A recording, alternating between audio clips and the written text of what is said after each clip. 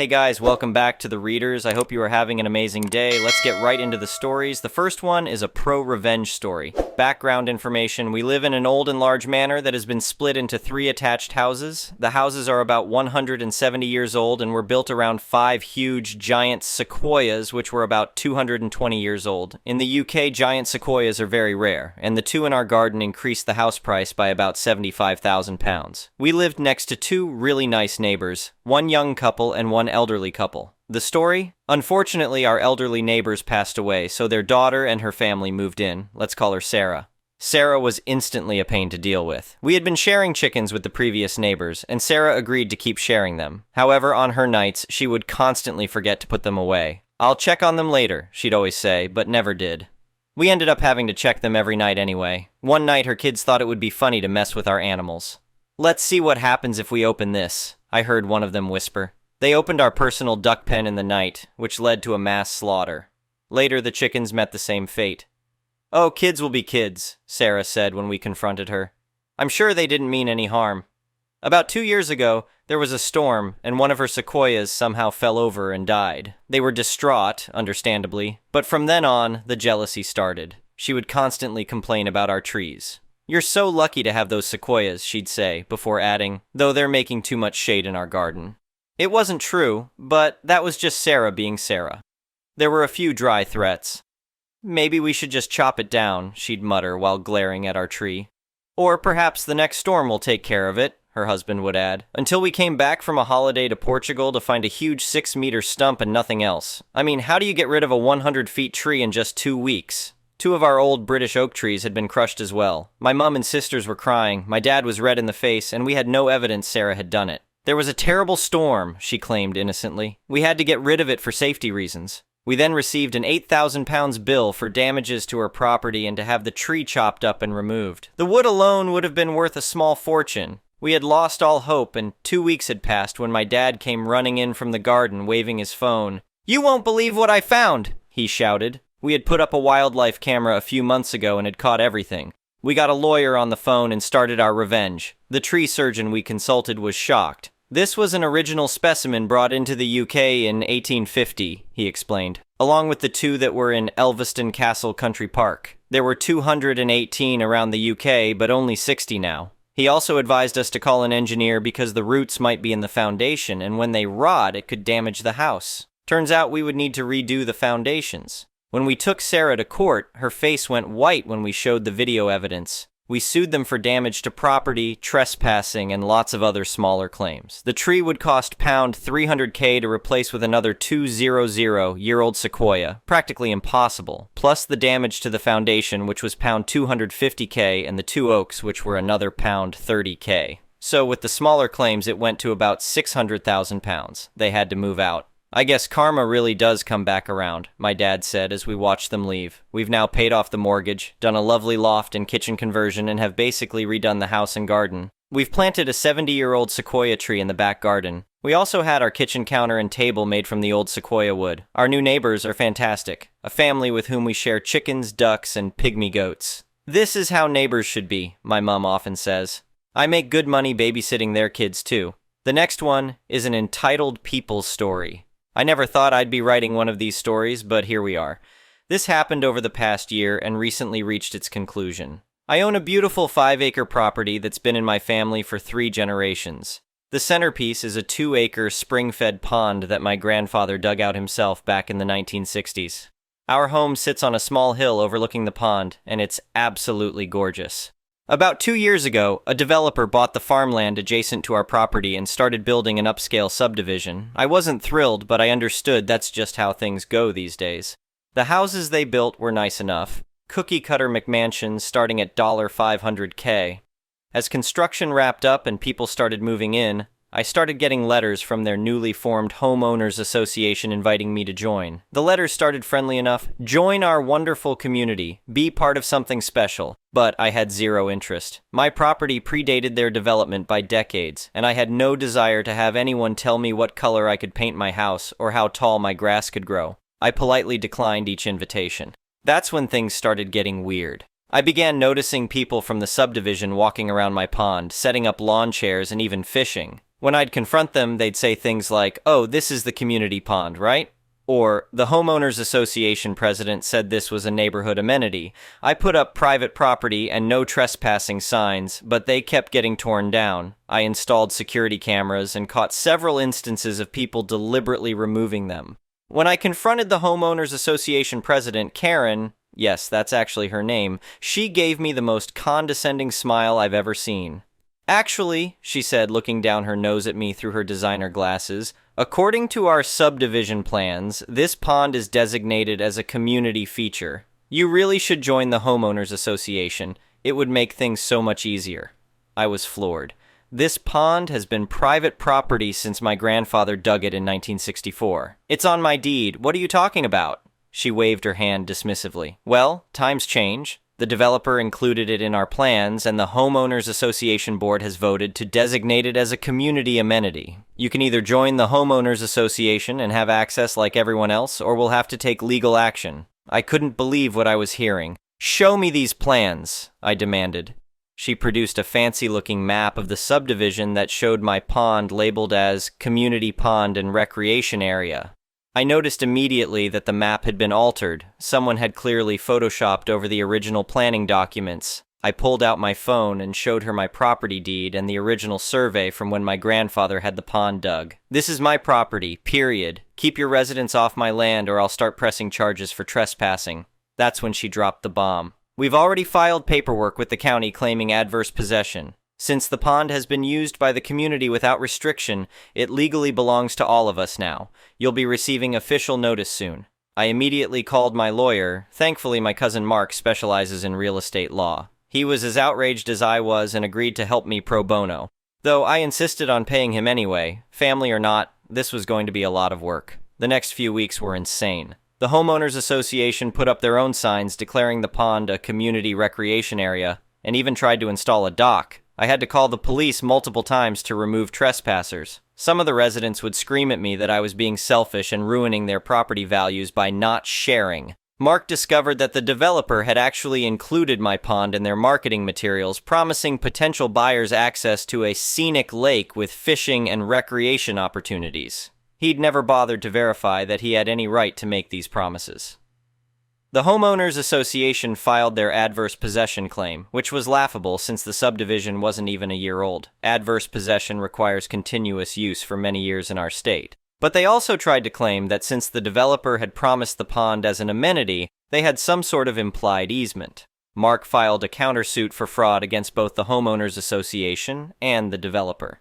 He also helped me file for a temporary restraining order to keep people off my property while the case was pending. The judge granted it immediately. You should have seen Karen's face when she was served with both the restraining order and our lawsuit. She tried to argue with the process server. "This is ridiculous. We're a registered homeowners association. We have rights." The developer threw the Homeowners Association under the bus almost immediately. Their lawyer contacted us within days of receiving our lawsuit, admitting that they had no right to include my pond in their marketing and offering to settle. They agreed to pay for new, permanent security fencing around my property, cover my legal fees, and issue a formal retraction to all homeowners admitting they had misrepresented the pond's status. But the Homeowners Association wasn't done yet. They called an emergency meeting and voted to impose a special assessment on all members to fund their legal defense. Several homeowners contacted me afterward, furious about being forced to pay for Karen's vendetta. That's when things got really interesting. One of the homeowners, Dave, turned out to be a forensic accountant. He started looking into the Homeowners Association's finances and discovered some concerning irregularities. Karen and several board members had been using Homeowners Association funds for personal expenses, including a business lunch at a high-end steakhouse that cost over $800. They'd also hired Karen's brother's landscaping company at triple the market rate for maintenance services. Dave shared all this information with me and other homeowners. He also found evidence that Karen had personally paid the graphic designer who altered the subdivision plans to include my pond. This was straight-up fraud. A group of homeowners called for an emergency meeting to remove the board. Karen tried to cancel it, claiming it wasn't properly noticed, but the Homeowners Association bylaws were clear. If enough members demanded a meeting, it had to happen. The meeting was absolute chaos. It was held in someone's oversized garage because the community center wasn't built yet. Over 100 people showed up, which was apparently a record turnout. Karen tried to maintain control, but homeowners were furious about both the special assessment and the financial mismanagement. One homeowner, an elderly gentleman named Frank, stood up and said, "I bought here because they promised us a pond, but they lied to us, and now they want us to pay thousands in legal fees to steal someone's private property. This is shameful." Another homeowner, Sarah, added, "My kids were so excited about fishing in that pond, but I've taught them that taking things that don't belong to them is wrong. What kind of example are we setting here?" The meeting ended with the entire board being voted out. Dave was elected as the new president, along with a completely new board. Their first official act was to withdraw the adverse possession claim and issue a formal apology to me. But we weren't done yet. Mark advised me to press forward with our fraud case, not just against the developer, who had already settled, but against Karen and the former board members personally. The evidence from Dave's financial audit made our case even stronger. During discovery, we found emails between Karen and the developer from before the subdivision was even built. She'd known all along that the pond was private property, but had conspired with the developer to market it as a community feature.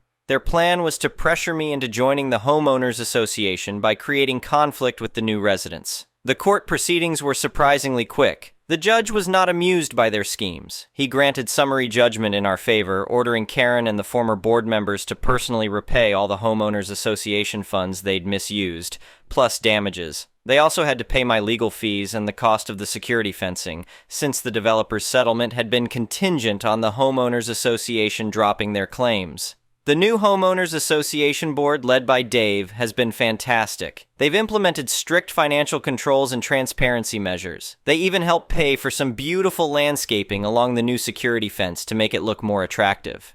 As for Karen, she put her house up for sale 2 months ago. Turns out she couldn't afford the judgment against her and the shame of facing her neighbors. Last I heard, she moved in with her brother. You know, the one with the overpriced landscaping company. The pond is peaceful again. I've actually become good friends with several of the subdivision residents, including Dave and his family. I occasionally invite them over for properly authorized fishing, with catch and release only, my grandfather's rule. It's nice to share on my own terms without being forced. The developer had to send letters to all homeowners acknowledging that the pond was never part of the subdivision and offering partial refunds to anyone who could prove they bought specifically because of the promised pond access. They also had to revise all their marketing materials and pay for new subdivision signs that don't mention the pond. Update. 6 months later. The situation has actually improved beyond my expectations. Dave and the new Homeowners Association Board have done an amazing job turning things around. They used the money recovered from Karen and the old board to build a really nice community park with a playground and pavilion. It's become a great gathering spot for the neighborhood. Karen tried to appeal the judgment against her, but the appeals court upheld it unanimously. She's now required to make monthly payments to cover the damages and legal fees. Her brother's landscaping company went out of business after losing the Homeowners Association contract and several others when the truth about their pricing came out. The developer learned their lesson too. They're building another subdivision nearby, and their marketing materials now include a prominent disclaimer about amenities being subject to verification of ownership and access rights. The best part? The whole experience has actually brought the community together. Instead of fighting over my pond, the neighborhood has regular events at their new park. They even invited me to their summer barbecue as a special guest. Dave joked that I should be their honorary non-homeowners association neighbor of the year. My property values have actually increased because the subdivision is now known for good management and strong community spirit rather than homeowners association drama. Sometimes the best endings come from standing your ground and letting justice take its course. The security fence has become a neighborhood art project. With my permission, local kids have planted flowering vines along it, and it looks beautiful in spring. I've even started a yearly tradition of hosting a properly permitted fishing derby for the neighborhood kids, teaching them about responsible wildlife management and respect for private property. It just goes to show that doing things the right way, even when it's harder, usually works out better in the end. Final update. 1 year later. I wanted to give everyone a final update on the Homeowners Association pond situation because some interesting developments have happened in the past 6 months that really brought this whole saga to a satisfying conclusion. First off, Karen's legal troubles got even worse. The state attorney's office picked up our case after discovering this wasn't her first Homeowners Association fraud rodeo. Turns out she'd pulled similar schemes in 2 other communities in neighboring counties. They found a pattern of her moving into new developments, getting elected to homeowners association boards, and then using her position to embezzle funds and manipulate property disputes. The prosecutor contacted me and asked if I'd testify about our case. I agreed immediately. During the investigation, they uncovered that Karen had actually approached the developer before buying her house, suggesting she could help manage the transition and handle the problematic neighbor with the pond. She'd planned this whole thing from the start. In March, Karen pleaded guilty to multiple counts of fraud and embezzlement. She got 18 months in jail plus 5 years of probation. She also has to pay restitution to all 3 homeowners associations she defrauded. The judge was particularly harsh because she'd targeted new communities where people were just trying to build their homes and lives. The developer faced consequences too. The State Real Estate Commission investigated them and found multiple violations in how they marketed properties. They had to pay substantial fines and agree to strict oversight of their future developments. They also had to offer refunds to every homeowner in the subdivision, not just the ones who could prove they bought because of the pond. Dave, our hero accountant and new homeowners association president, helped negotiate an amazing settlement for the community. The developer had to pay for the new community park and pavilion I mentioned before, plus establish a reserve fund for future maintenance. They also had to build a real community pool, something they'd originally promised but never delivered. Remember Karen's brother with the overpriced landscaping contract? He tried to sue the homeowners association for breaking his contract, but that backfired spectacularly. During discovery, they found fake invoices and kickbacks to Karen. He ended up getting charged with conspiracy to commit fraud. He took a plea deal and got probation, but his company is permanently banned from government and homeowners association contracts. The whole experience has actually led to some positive changes in state law.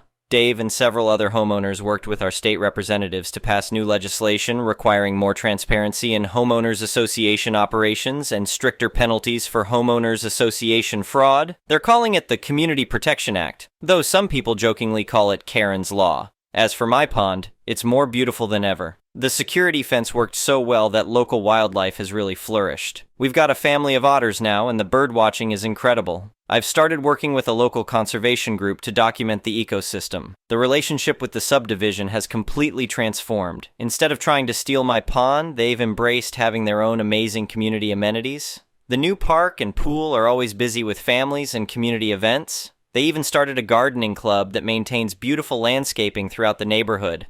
I've developed a great friendship with many neighbors, especially Dave and his family. His kids love learning about pond maintenance and wildlife from me. I've taught them how to fish responsibly, just like my grandfather taught me. It's become a wonderful way to pass on his legacy. Last month, something really special happened. The Homeowners Association held a community celebration for the opening of their new pool. During the ceremony, Dave presented me with a plaque thanking me for standing strong against fraud and helping build a better community. He also announced they're naming their new park Heritage Park in honor of my family's history in the area. The best part, 3 other nearby developments have contacted Dave for advice on preventing homeowners association fraud and building better communities. He's become a local expert on homeowners association governance, and the changes he's implemented are being used as a model for other neighborhoods. My cousin Mark, the lawyer who helped me fight this battle, has gotten several new clients facing similar homeowners association issues. He's become known as the go-to attorney for homeowners fighting corrupt homeowners associations. He says our case helped establish important legal precedents about homeowners association overreach and fraud. Karen's house finally sold at a significant loss. The new owners are a lovely retired couple who've already become active in community events. They actually came over to apologize for what their predecessor put me through, even though they had nothing to do with it. They've become regular guests at my catch and release fishing events. The property values in the subdivision have increased substantially, not because of any stolen pond access, but because the community is now known for its strong governance, beautiful amenities, and friendly atmosphere. Several real estate agents have told me they have waiting lists of people wanting to buy in the neighborhood. I've had numerous opportunities to sell my property to developers offering ridiculous amounts of money, but I always decline. This land, and especially this pond, is my family's legacy. Standing up to Karen and her corrupt homeowners association wasn't just about protecting my property rights, it was about honoring my grandfather's hard work and preserving something special for future generations. Looking back, I'm glad I stood my ground. It would have been easier to give in to the pressure or sell out, but fighting the good fight led to positive changes that benefit the whole community. My grandfather always said that doing the right thing isn't always easy, but it's always worth it. This experience proved him right once again. The pond remains private, but now it's surrounded by good neighbors who respect boundaries and property rights. We've found that when people treat each other with respect and honesty, everyone wins. Well, except Karen. She's still in jail, which is exactly where she belongs. The next one is a malicious compliances story. This one is from my early days when I was working as a technician for an internet provider company, but it still brings a smile to my face when I remember it, and recently had a technician coming to install my internet and it all came back. I was working mostly residential buildings, and my job that time was pretty simple. Come to the basement, find our distribution box, patch the cable to the right endpoint for the requesting flat, go to the flat, fix cable outlet when needed, verify cable is live. There is signal coming through, and it is the right signal. This is somewhat important. Connect modem, verify all good, tell the happy customer the internet is ready to use, and off I go. One day I'm doing my job again, but got this know-it-all guy. Had to call him to let me in the building, and it was a blast right from the start. First, he told me he knew exactly where my company distribution box is, only to lead me to the electricity provider box. Then, he is absolutely sure his flat is number XX, while the papers state YY, and indeed was YY. There were a few more helps from his side, which I skipped to avoid this becoming a book, but eventually we are up in the flat, and I am going to check the signal, but the guy is like, "Come on, hurry up, need my connection, need to work on super important stuff." I tell him I need to test the signal first, but here he opens up my malicious compliance window. He says, "You do not need to do that, just connect the cable. If the cable is live, just go and I will finish it myself." I still give him a chance by explicitly stressing that test will take some minutes only, but if it does not work, I will not be able to come earlier than in a couple of days. No, absolutely not. He can finish it by himself. Okay, my man, you've got it. Already too long story. To make it short, cable was live, but the signal was from local TV antennae, not from our cable internet. This was actually a relatively common issue at that time. Older residential buildings reused wiring, cable patching to a wrong one, and was not so hard to fix once you knew what's wrong. I only imagine what the guy tried to make it work before calling our call center to schedule my visit again. What I know is, I came to the flat 3 days later only to be greeted by his lovely wife, which made me some tea and thanked me for being kind and fixing the problem. To come to a closure, when a technician came to install my internet a few days ago, I made him some tea and told him to take his time and do all that's needed.